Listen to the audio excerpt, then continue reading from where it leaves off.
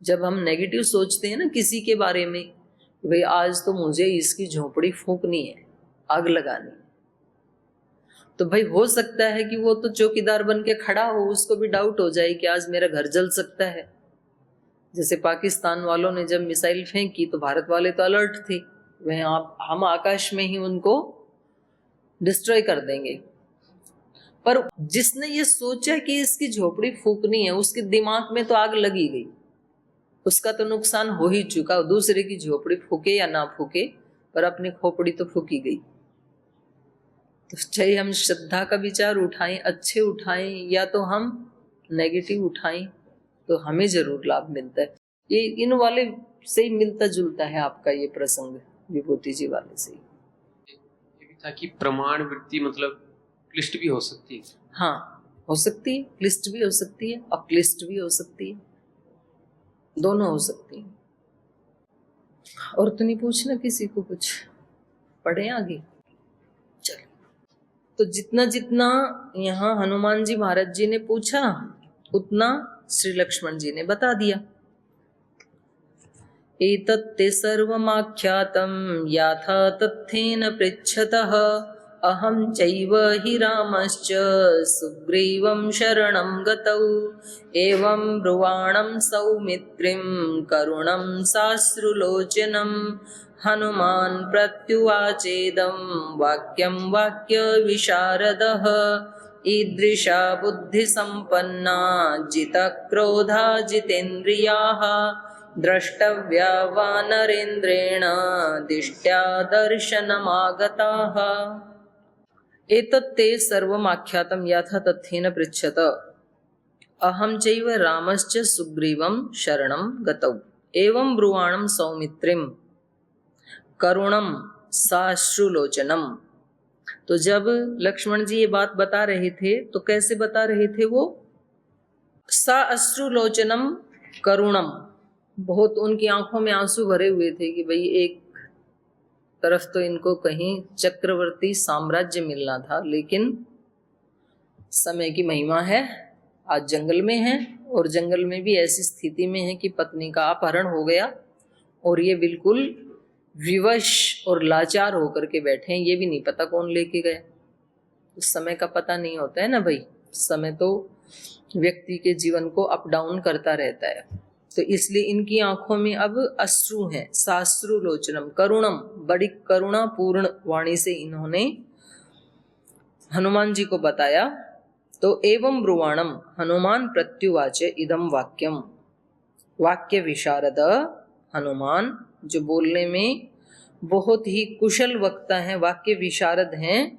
तो हनुमान जी इनको इनकी सारी कथा सुन करके इनसे कहते हैं, ईदृशा बुद्धि संपन्ना जित क्रोधा जितेन्द्रिया द्रष्टव्या वानरेन्द्रेण। कह रहे हैं इस प्रकार के जो श्री राम हैं, जो आपने बताया, जो कैसे हैं? बुद्धि संपन्ना, अत्यंत बुद्धिमान हैं, जो जित क्रोधा, जिन्होंने अपने क्रोध को जीत लिया है। क्योंकि जिस भी राक्षस ने माता सीता को उठाया है, तो उसके उठाने के बाद तो ये बहुत भयंकर क्रोध कर सकते थे, लेकिन तो भी इन्होंने अपने क्रोध को जीत के रखा। जितेंद्रिया, इंद्रियों को जीता है जिन्होंने। और इंद्रियों को जो जीत लेता है उसका क्या फल है? योग दर्शन में पढ़ा है ना आपने, इंद्रियों में संयम करने से क्या फल मिलता है? भूल गई, कल पढ़ के आ जाना, कल पढ़ के आ जाना, कोई नहीं। भूतों को जीतने से, भूत का मतलब है पंचभूतों से हमारा शरीर बना है, तो शरीर को जीत लेने से क्या फल मिलता है और इंद्रियों को जीत लेने से क्या फल मिलता है, उसको सामने रखना। तो वो है, अगर हम अपनी इंद्रियों को या शरीर को तप करके जीत लेते हैं तो आगे परिणाम देखो। क्योंकि जब व्यक्ति के सामने परिणाम होता है ना, तो तपस्या कोई मायने नहीं रखती है। जब किसी व्यक्ति का ओलंपिक में चयन हो जाता है ना, और उसको विश्व के सामने एक ट्रॉफी मिलती हुई दिखती है कि भाई कहीं भी विदेश में गेम्स हो रहे होंगे और उसमें मेरा ही मेडल आने वाला है, गोल्ड मेडल, और वहां पर तिरंगा फहरा रहा होगा 200 देशों के बीच में, और सब लोग मेरे लिए तालियां बजा रहे होंगे, और देश के भी जो मेन स्ट्रीम मीडिया है उस पे ब्रेकिंग न्यूज चल रही होगी कि इस व्यक्ति ने देश का गौरव बढ़ाया। ये सब सोच करके वो व्यक्ति 10-10 घंटे प्रैक्टिस करता है। और ये तो सांसारिक फल है, क्योंकि ये तो थोड़े दिन के बाद, 5-7 दिन के बाद लोग भूल भी जाएंगे, कोई शाश्वत तो है नहीं ये। और हो सकता है उसी दिन कोई इतनी बड़ी घटना, दुर्घटना देश में हो जाए तो वो न्यूज तो फिर दब जाएगी, फिर दूसरी आ जाएगी। तो ये तो फिर भी अनित्य सुख है। लेकिन ये जो सुख है इंद्रिय जय का और भूत जय का, ये तो शाश्वत सुख है। एक बार इंद्रियों को जीत लिया तो सदा सदा के लिए जीत लिया, फिर अगले जन्म में दोबारा प्रयास नहीं करना पड़ेगा। फिर हम उसी पावर को लेकर के पैदा होंगे, जिसको जन्म से सिद्धि बोलते हैं। तो ये ऐसी थोड़ी किसी को गिफ्ट में मिल गई जन्म से सिद्धि, उसने साधना की है, पहले जन्म में ही उसको प्राप्त कर लिया था उस स्थिति को। तो श्री राम ऐसे ही हैं, जित क्रोधा जितेंद्रिया। बोले आप दोनों भाई इतने बुद्धि संपन्न हैं और इंद्रिय जयी हैं, क्रोध आदि दोषों को, दुर्गुणों को भी आपने जीत लिया है, तो आप लोगों को वानरेंद्रेण द्रष्टव्या, सुग्रीव से मिलना चाहिए जरूर। जो वानरों के इंद्र हैं सुग्रीव जी, उनको आपको देखना चाहिए, माने उनसे मिलना चाहिए। दिष्ट्या दर्शनम आगता, सौभाग्य से आप उनके पास आ गए हैं तो आपको उनका दर्शन करना चाहिए, उनसे मिलना चाहिए।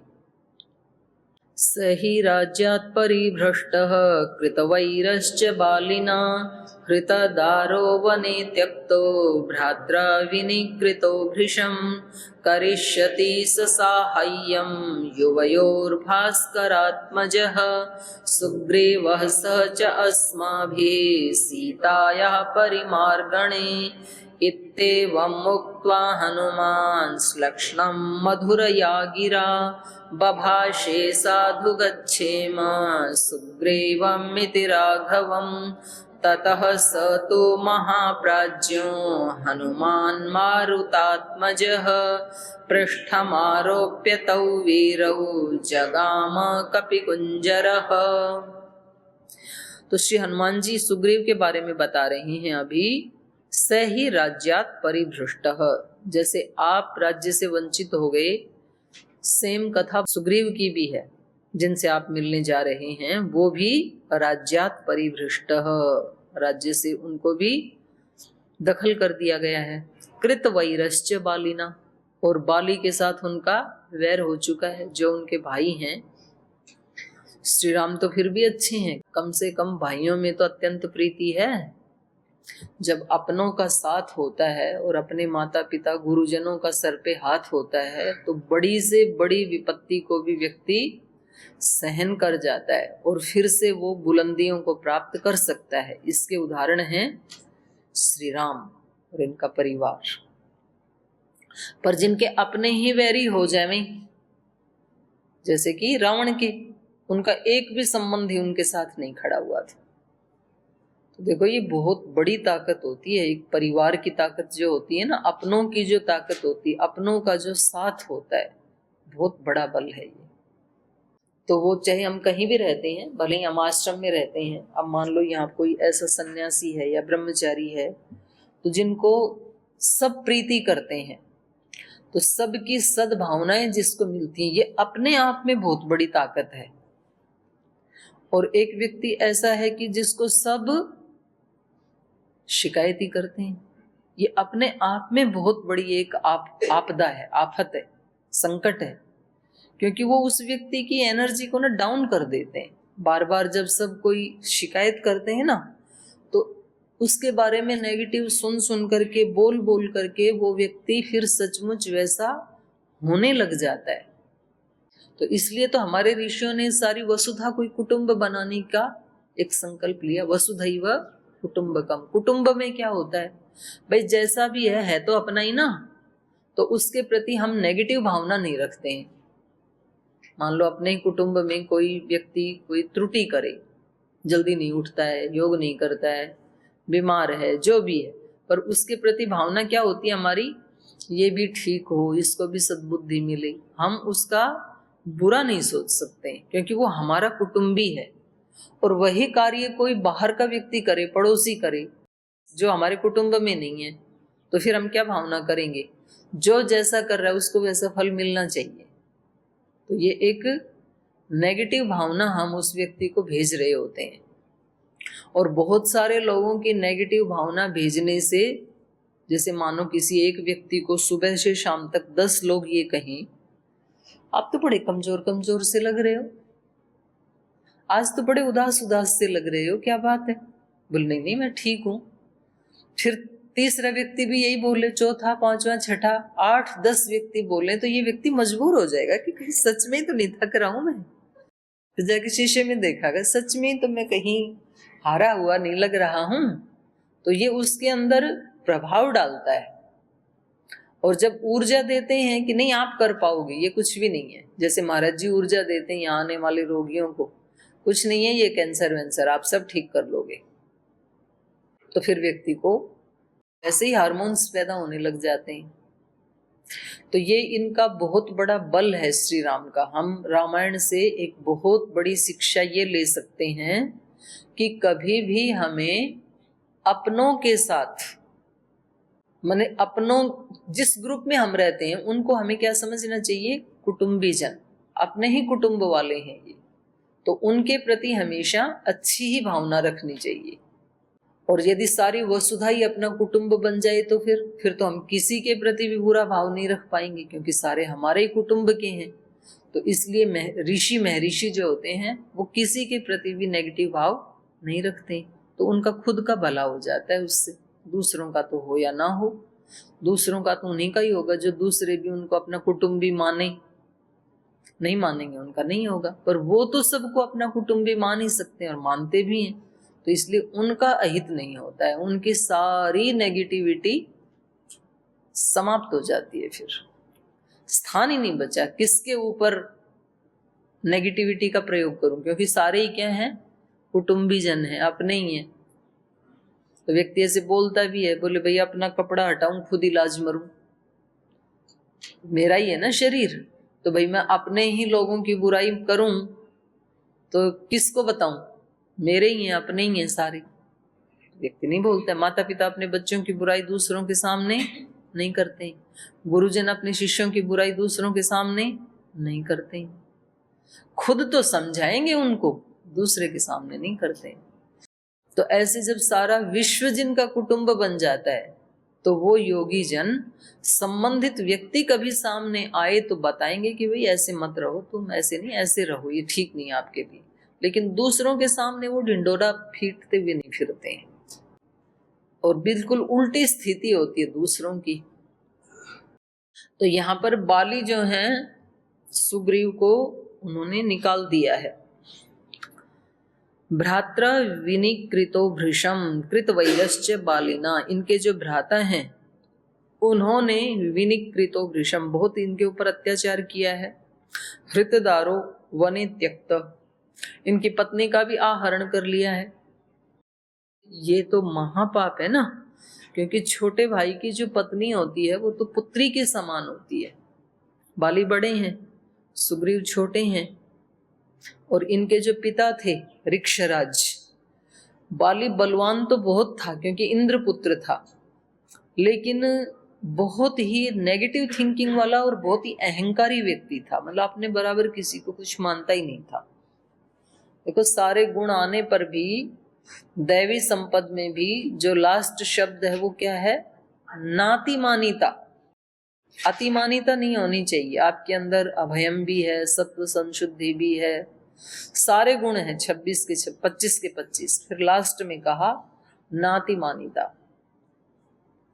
गुणों का यदि घमंड आ गया, मैं तो बहुत विद्वान हूं, मेरे अंदर तो इतनी बुद्धि है कि मैं 2 बार दोहराऊं पाठ को तो याद हो जाता है, ये लोग मेरी होड़ कहाँ करेंगे, ये तो बैठे रहते हैं सुबह से शाम तक अष्टाध्यायी लेकर के। तो ये बड़ा खतरनाक भाव है, आपका नुकसान कर सकता है। ये कर सकता नहीं, करेगा ही। मैं तो विद्वान हूँ, गुणवान हूँ, धनवान हूँ, बलवान हूँ। जहां जहां भी व्यक्ति को थोड़ा ये लगता है कि भाई मैं तो कुछ औरों से तो स्पेशल हूँ, यहाँ तक कि साधक भी हूं, और होता भी है साधक वो, पर ये भाव नहीं आना चाहिए। रावण के पास तो सारे तो गुण थे ही थे, बस एक ही चीज आ गई, अतिमानिता। तो उसने सारे साफ कर दिए, सारे गुणों को अतिमानिता ने। तो यहाँ पर जो बाली हैं वो कैसे हैं? अतिमानी व्यक्ति हैं। और सुग्रीव कैसे हैं? वो शांत प्रकृति के हैं। तो ऋक्षराज ने क्या किया, जो बड़े हैं बाली, उनको तो बना दिया सेनापतियों का भी हेड, और बाली को बना दिया युवराज। तो वो तो एकदम से तिल मिल आ गया बाली तो, भाई युवराज का पद तो मेरा हक है ना, मैं बड़ा हूं तो मुझे बनना चाहिए था। और बीच में हनुमान जी आ गई। यद्यपि हनुमान जी आयु में इन दोनों से बहुत छोटे हैं, पर जैसे ही ये भाई जिस दिन घोषणा होनी थी कि युवराज कौन बनेगा किष्किंधा का, तो हनुमान जी भी पहुंच गए। तो हनुमान जी ने कहा उनसे बाली से, आप तो बड़े बलवान हैं और लगता है कि आज तो आपको ही मिलने वाला है युवराज का पद, तो इसको प्राप्त करके आपको कैसा लगेगा? तो बाली ने कहा कि नहीं, मैं जो मेरे पिता हैं, राजा हैं, उनके आदेश का पूर्णतः पालन करूंगा। मेरे ऊपर ये जो भी निर्णय करें, ना घमंड आएगा और ना तो मेरे अंदर कोई हीनता का भाव आएगा, नहीं भी दें तो। क्योंकि उसको पक्का ये पता था कि मुझे ही बनना है, बड़ा भी मैं ही हूं, बलवान भी मैं ही हूं। तो हनुमान जी ने उनसे वचन भरवा लिए। बोल पक्का? छोटा वैसे था बच्चा। बोल अगर मान लो आपके पापा, आपके पिताजी दूसरे को बना दें युवराज, तो आप नाराज तो नहीं होंगे? बोल बिल्कुल नहीं होगा छोटे में। और वो पापा ने वैसे ही किया, सुग्रीव को युवराज घोषित कर दिया और बाली को सेनापतियों का अध्यक्ष बना दिया। अब वो बेचारा अंदर अंदर से तिल मिला रहा। तो खैर उस दिन तो बोला नहीं, क्योंकि सब लोग बैठे थे, अतिथि थे, हनुमान जी भी वहीं थे। और अगले दिन जा करके उनसे मिल लिया असुरों से, और इसको निकाल दिया सुग्रीव को। इनकी जो पत्नी थी रूमा, और उनके जो पिता थे क्या नाम था उनका, दधिमुख। दधिमुख के कहने से ही ऋक्षराज ने सुग्रीव को युवराज बनाया था, क्योंकि उनका तो स्वार्थ था कि मेरी बेटी की शादी सुग्रीव से होनी है। तो उन्होंने और सुग्रीव के गुण बढ़ा चढ़ा करके बता दिए।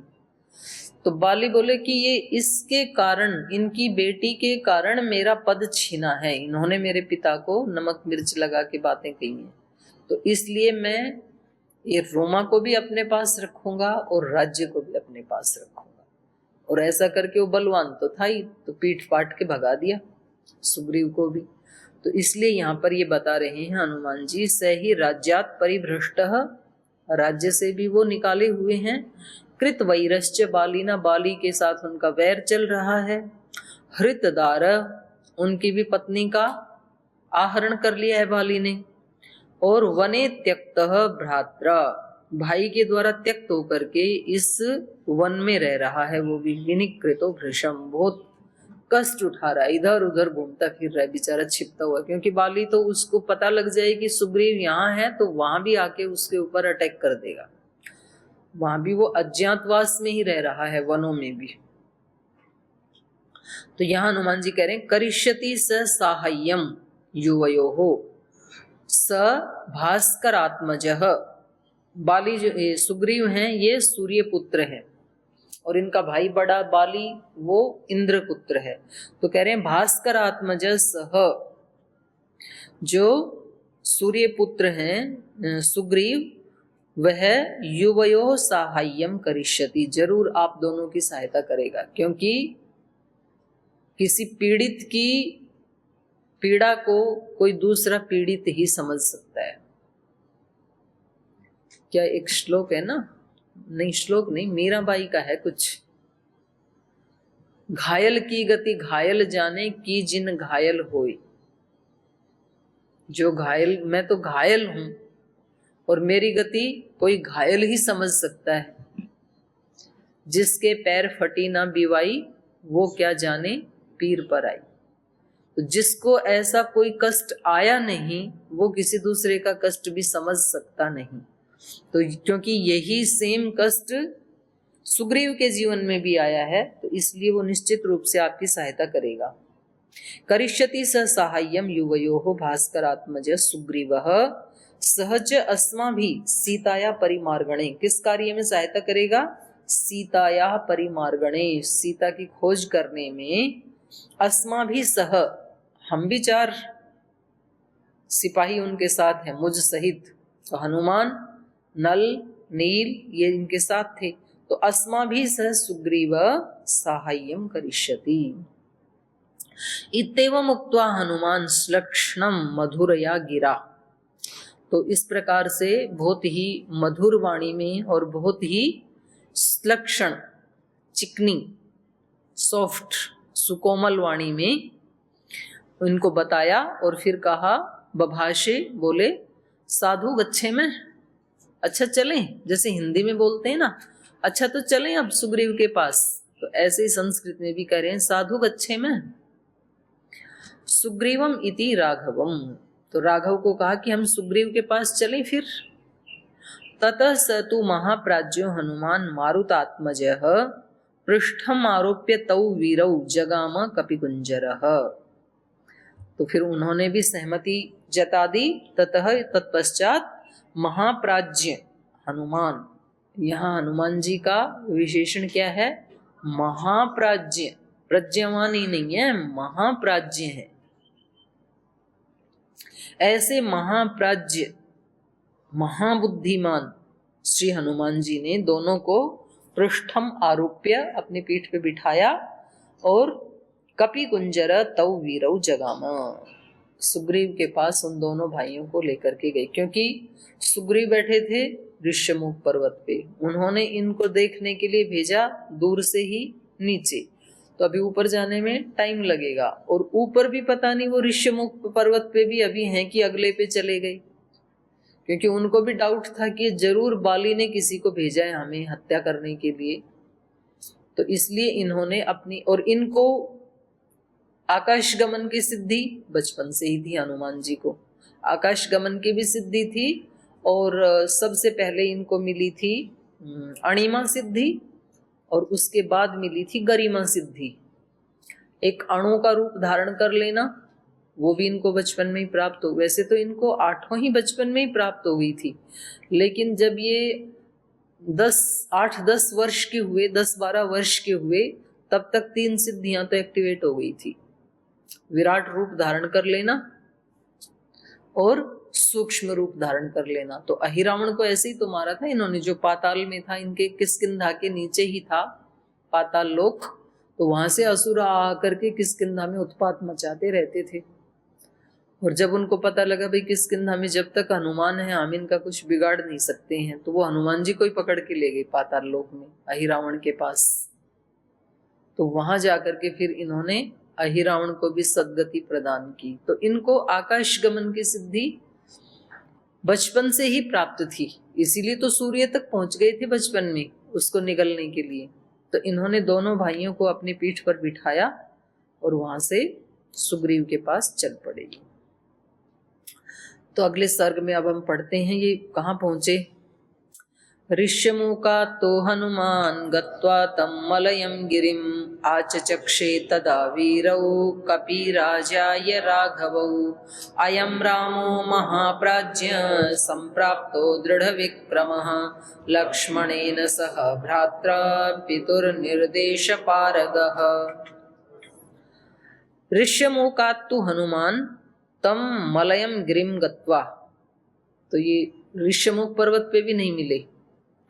सुग्रीव जी कहाँ पहुंच गए? मलयगिरी पे पहुंच गए, क्योंकि उनको भय लगा कि पता नहीं ये कौन लोग हैं, तो वो छिप जाना चाहते थे, तो इसलिए ये वहां नहीं मिले। तो ऋष्यमुख, पहले नीचे से इनको ऋष्यमुख पर्वत पर ले गए, ऋष्यमुकात्तु ऋष्यमुख पर्वत से फिर मलयम गिरिम, मलयगिरी पर्वत को लेकर के गई। और वहां जाकर के आचचक्षे तदा वीरौ कपिराजाय राघवौ, राघवौ वीरौ तदा कपिराजाय आचचक्षे, दोनों भाइयों को, वीरों को महाराजा सुग्रीव के सामने इन्होंने उपस्थित किया, उनको दिखाया कि देखो ये दोनों वीर थे जिनसे आप डर रहे थे, और उनके बारे में फिर अब परिचय दे रहे हैं।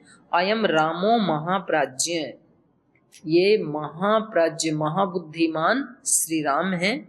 संप्राप्त दृढ़ विक्रमः, और ये बड़े पराक्रमी हैं। लक्ष्मणेन सह भ्रात्रा पितु निर्देश पारगः, और ये अपने भाई लक्ष्मण के साथ पिता के निर्देश का पालन करते हुए यहाँ इस दंडकारण्य में पहुंचे हैं। तो उनको भी थोड़ा सा रिलैक्स हुआ होगा, सुग्रीव को भी।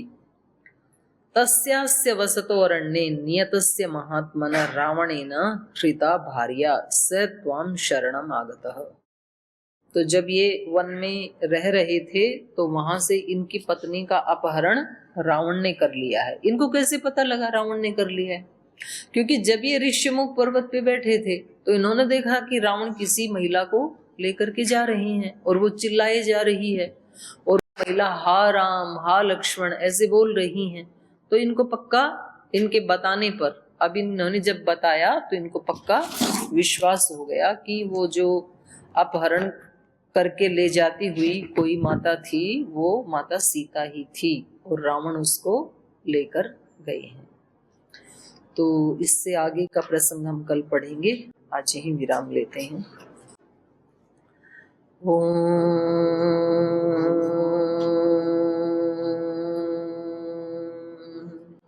शांति शांति शांति। श्री गुरुभ्यो नमः। हरि के नाते से सब नाते, इससे सभी सुहाते। हरि के नाते से सब नाते, इससे सभी सुहाते। किससे वैर करेंगे प्यारे, विविध रूप धर आते। किससे वैर करेंगे प्यारे, विविध रूप धर आते। स्वार्थ बिना जो सबकी सेवा करते नहीं अघाते। स्वार्थ बिना जो सबकी सेवा करते नहीं अघाते। पर दुख दुखी सुखी पर सुख में, वो जन हरि को भाते। पर दुख दुखी सुखी पर सुख में, वो जन हरि को भाते। हरि के नाते से सब नाते, इससे सभी सुहाते। किससे वैर करेंगे प्यारे, विविध रूप धर आते। विविध रूप धर आते। विविध